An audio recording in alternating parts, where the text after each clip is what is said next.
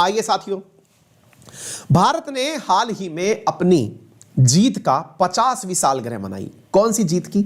एक ऐसी जीत जिसमें भारत ने पाकिस्तान के 93,000 सैनिकों को बंधक बना लिया था। एक ऐसी जीत जो कि हर भारतवासी के लिए अपने आप में किसी गर्व से कम की बात नहीं है।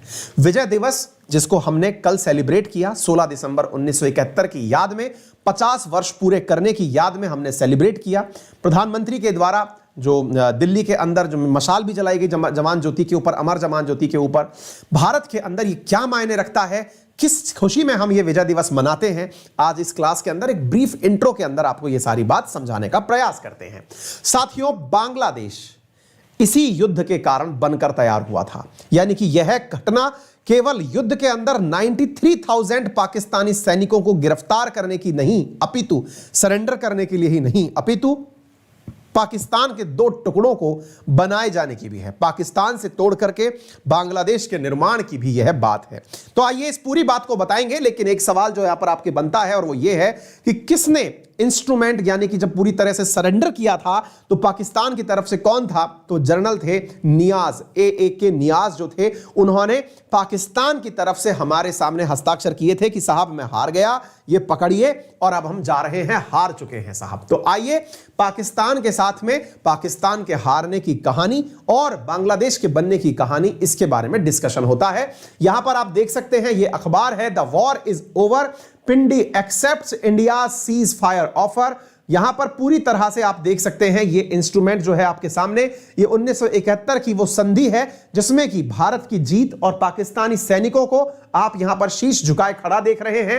ये पाकिस्तान के वो जनरल हैं ए.के. नियाज, जो कि यहां पर साइन कर रहे हैं और अपने द्वारा ये स्वीकार कर रहे हैं कि हां भैया हम हार गए, और 93,000 पाकिस्तानी सैनिकों ने यहां पर आत्मसमर्पण किया। भारत की तरफ से सैनिकों जो कि इस पूरे युद्ध के अंदर वीर गति को प्राप्त हुए, उनके लिए अमर जवान ज्योति के ऊपर मतलब पुष्प चक्र अर्पित करके सम्मानित किया गया। तो आइए आज हम चर्चा करते हैं इस पूरी कहानी की और समझाने का प्रयास करते हैं क्या है पूरी की पूरी स्टोरी। ये सारी जानकारी आपको यहां से समझ में आएगी। साथियों, ये जो आप मैप हमारे सामने आज देख रहे हैं, असल में यह मैप उस समय का है जब अंग्रेज हमें छोड़कर जा रहे थे। अंग्रेज जब हमें छोड़कर जा रहे थे तो भारत को यूनिफाइड करने के नाम पर कुछ इस प्रकार का नजारा देखने को मिलता था। ये जो आप यहां पर सैफरन कलर में देख रहे हैं, यह भारत तब तक बन चुका था। कहने का अर्थ है कि यह वो हिस्सा था जो भारत के रूप में पहचानने को तैयार था। लगभग 562 रियासतें थी, जिन रियासतों को यह ऑफर दिया गया था कि अगर वे चाहें तो अलग देश बन के रह सकते हैं, अगर वे चाहें तो भारत और पाकिस्तान से मिलकर रह सकते हैं।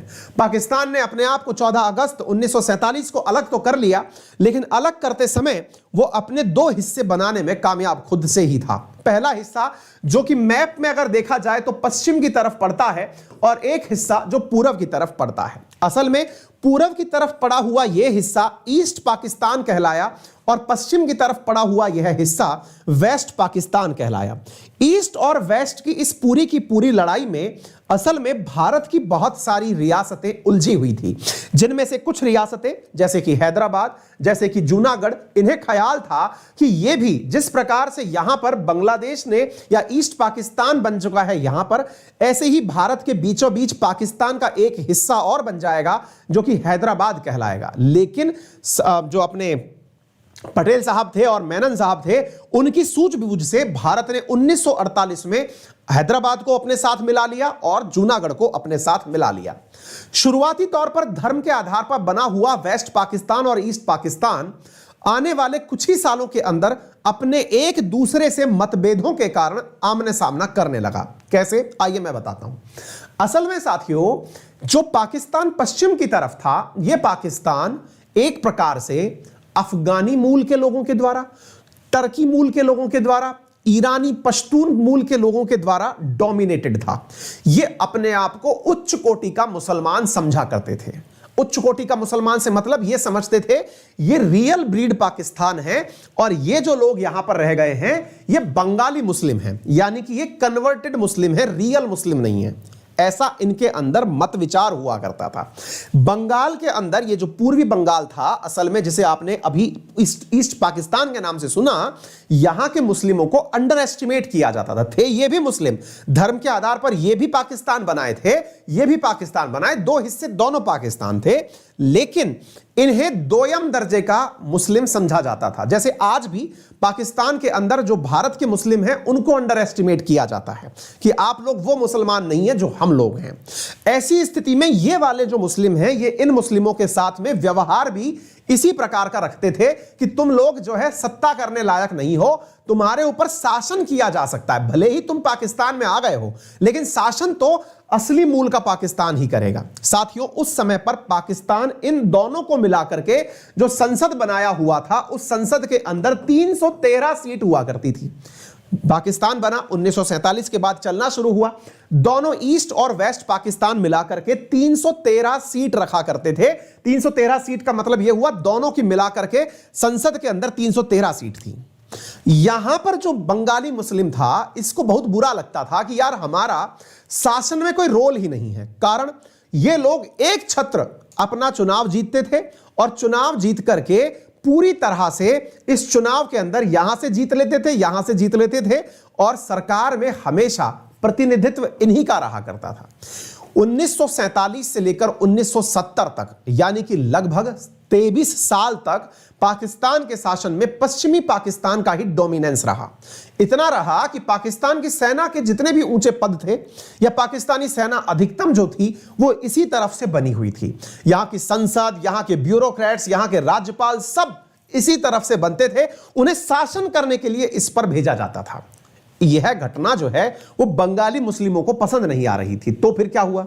इन बंगाली मुस्लिमों ने अपने आप को शेख मुजीबुर रहमान के नेतृत्व में, जो कि आज शेख हसीना जो है इनके पिताजी हुआ करते थे, मुजीबुर रहमान, शेख मुजीबुर रहमान, उनके नेतृत्व में यूनिफाइड करना शुरू किया।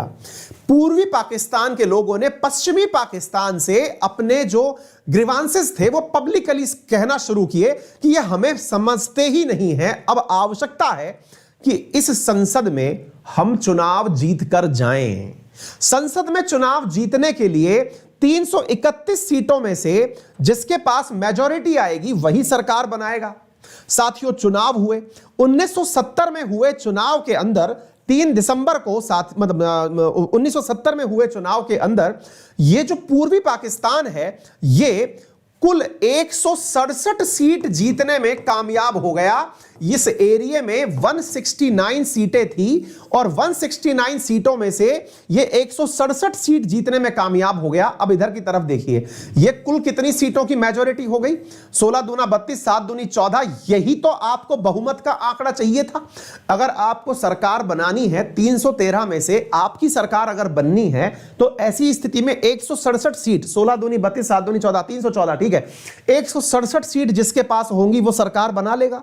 शेख मुजीबुर रहमान के नेतृत्व में आवामी लीग नाम से जो पार्टी थी, उस पार्टी ने चुनाव लड़ा और चुनाव लड़कर 167 सीट जीत गए। यानी कि यह तय हो गया कि पाकिस्तान में जो अब शासन है वो पूर्वी पाकिस्तान के लोगों के द्वारा चलाया जाएगा।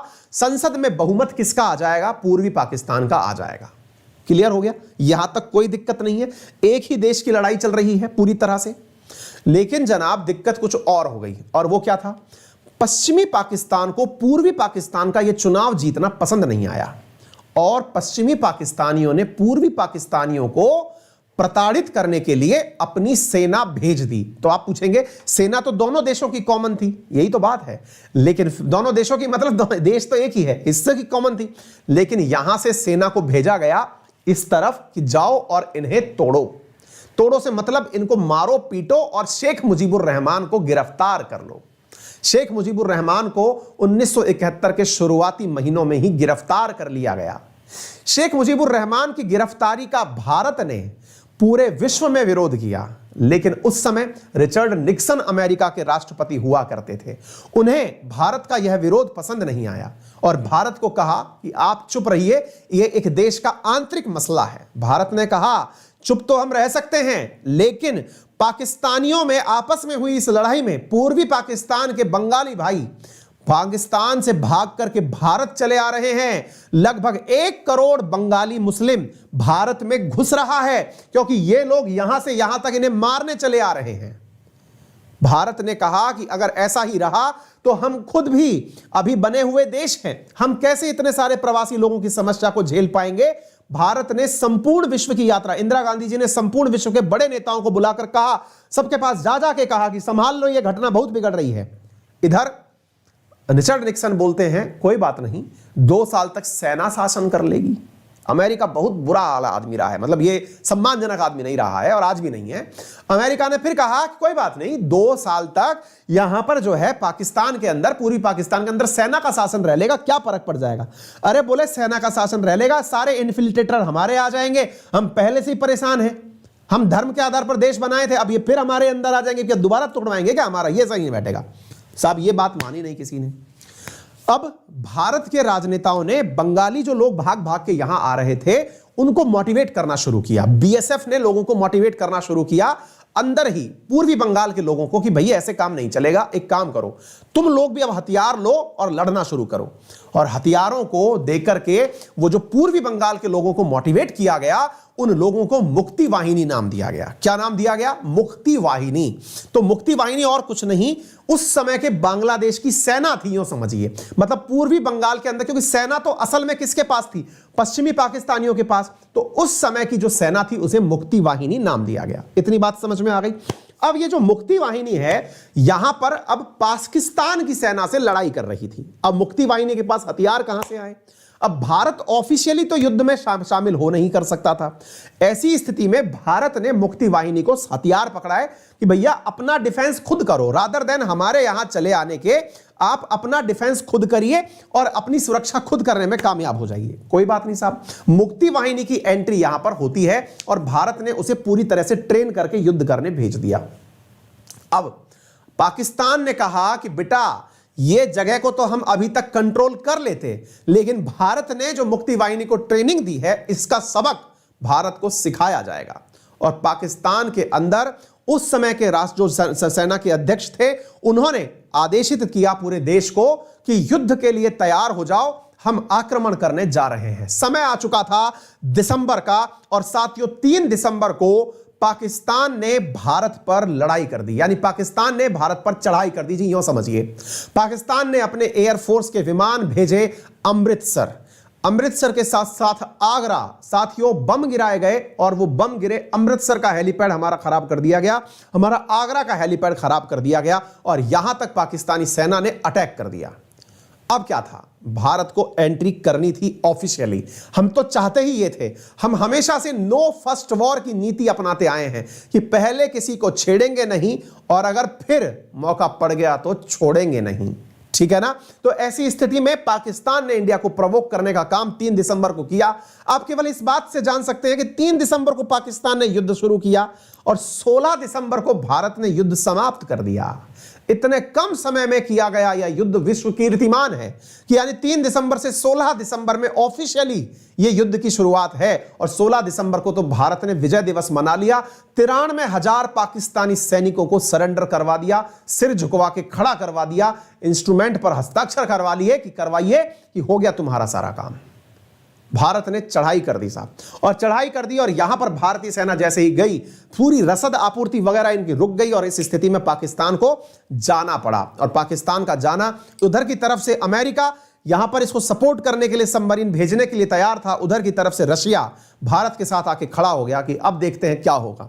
और साथियों बिल्कुल उसी प्रकार से भारत ने इसे एक आजाद मुल्क बना दिया। तो ये दास्ता जो है असल में 16 दिसंबर 1971, ये भारत की एक बहुत ही बड़े गर्व के दिन की बात है जो हम लोगों ने सेलिब्रेट किया। ये वो जनरल ए नियाजी हैं जिन्होंने यहां पर हस्ताक्षर किए हैं, आप ये देख सकते हैं, सरेंडर इन्होंने किया है, और लेफ्टिनेंट जनरल ए नियाजी हैं जिन्होंने इंस्ट्रूमेंट ऑफ सरेंडर पर हस्ताक्षर किए, जिन्हें आप यहां देख सकते हैं। तो उम्मीद है सभी साथियों को यह बेहतरीन तरीके से समझ में आ गया होगा। तो आप सभी को विजय दिवस की हार्दिक शुभकामनाएं। भारतवासियों ने बहुत अच्छे से इसे सेलिब्रेट भी किया है और हम इसके बारे में चर्चा भी कर रहे हैं। और रिसेंटली साथियों इसके ऊपर एक चंद्रशेखर दास गुप्ता नाम से वो व्यक्ति हैं जो कि पहले वो बनाकर भेजे गए थे, क्या कहते हैं ना उसको, अब इंडिया की तरफ से अपने क्या कहते हैं ना उसको, एम्बेसडर बना करके इंडिया ने सबसे पहले बांग्लादेश को एज ए नेशन मान्यता दी। और साथियों यहां पर भारत की तरफ से चंद्रशेखर दास गुप्ता को रिप्रेजेंटेटिव यानी चंद्रशेखर को एम्बेसडर बना करके बांग्लादेश भेजा गया।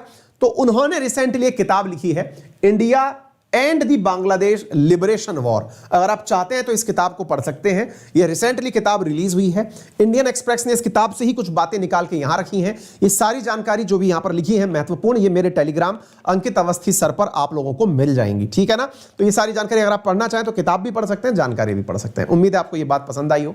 वीडियो पसंद आ रहा हो तो लाइक कर दो, शेयर कर दो, चैनल पर नए हो तो सब्सक्राइब कर लो। और हाँ साथियों, जैसा कि आप सभी को मालूम है कि अनअकैडमी के द्वारा प्राइस हाइक 16 तारीख को किया जाना था, लेकिन उसे बच्चों की डिमांड पर बढ़ाकर 23 तारीख तक कर दिया गया। यदि आप चाहते हैं अभी भी सब्सक्रिप्शन लेना तो सब्सक्रिप्शन की जो दिवस है वो 23 तारीख तक कर दिया गया। 23 तारीख को अब 3,000 रुपए जो है वो यूपीएससी सब्सक्रिप्शन की कीमत बढ़ेगी, जिसमें कि यूपीएससी प्री, मेंस और ऑप्शनल तीनों कवर किए जा रहे हैं। इस संडे को आप लोगों का कॉम्बैट होगा और इस कॉम्बैट में आप पार्टिसिपेट करें। और हाँ, एक खास बात मैं आपको बता दूं कि संडे को आपका टेस्ट भी होगा, मेरा वाला भी है ना। तो 10 से 11 मेरा टेस्ट दें और उसके बाद आप कॉम्बैट में पार्टिसिपेट कर सकते हैं। अनअकैडमी पर इस फ्री टेस्ट को भी ज्वाइन कर सकते हैं आप, और इस फ्री टेस्ट के अंदर आपको 100% scholarship, iPad, HP laptop, Kindle, first award ये सब मिलते हैं। अनअकैडमी के साथ पढ़ने का आपको एक और फायदा है, और वो ये है कि हमारे द्वारा आइकॉनिक सब्सक्रिप्शंस भी दिए जाते हैं, जिसमें आपको मेंटरशिप, स्टडी प्लानर वगैरह मिलते हैं। और साथ में यदि आपके पास किसी भी प्रकार के फाइनेंस का इशू है तो आपको लोन फैसिलिटी भी अनअकैडमी पर 0% इंटरेस्ट रेट के साथ दी जाती है। मेरा रेफरल कोड अंकित10 यूज करके आप हमारी क्लासेस को एक्सेस कर सकते हैं। फिलहाल के लिए इतना ही। अपना ख्याल रखें, बड़ों का सम्मान करें, छोटों को प्यार दें, अपना व्यक्तित्व इस प्रकार से विकसित करें कि महिलाएं